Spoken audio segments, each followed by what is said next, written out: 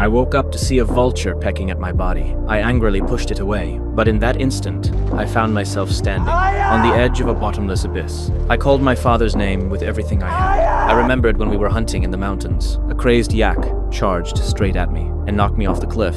I grabbed tightly onto a rock jutting out of the cliff, but I couldn't hold on for long. With a sharp crack, I fell into the abyss again. Luckily, I landed on a flat rock halfway down the mountain. I refused to give up. I began slowly climbing down. My fingers dug into the cracks between the stones. Suddenly, my hand slipped, and there was nothing under my feet. Just when I was about to lose control, dark clouds gathered. A downpour. Water filled the bottom of the canyon. That water was my only chance. I tried to jump, but it was too high. If I didn't jump, only death was waiting for me. I clenched my teeth and leapt. When I opened my eyes again, it was already the next day. I struggled to crawl out of a pool of thick mud. One of my legs was injured. I crawled to a puddle and drank the filthy water, like a starving animal. Then I pulled out the swollen foot. I braced it with 2 stones and took a deep breath. I clenched my teeth and pressed the bone back into place. Then I tied sticks to my leg to make a rough splint. I limped my way up the mountain. At the top, I saw a grave. My name was carved into the stone.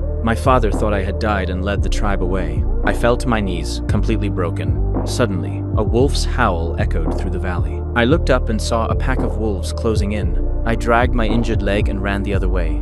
But the wolves were faster. They quickly caught up to me. I tried to climb a tree, but one wolf grabbed me from behind. I pulled out my knife and stabbed down hard. I finally broke free and climbed to the top of the tree. The wolf pack waited below all night. When morning came, they disappeared, leaving only one injured gray wolf. I made a spear with my knife and a branch. I raised it high for the final strike.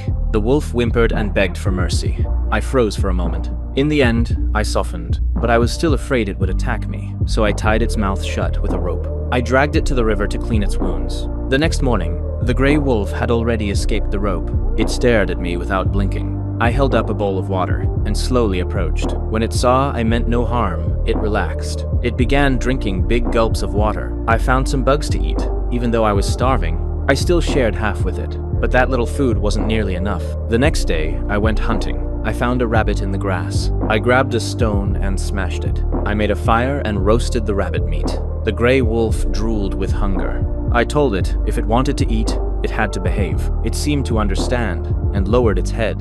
I tossed it a bone. The next day, I decided to return to the tribe. I told it to go back to its own pack, but no matter how hard I tried to drive it away, it refused to leave. I threw a stick to scare it off, but it just wagged its tail.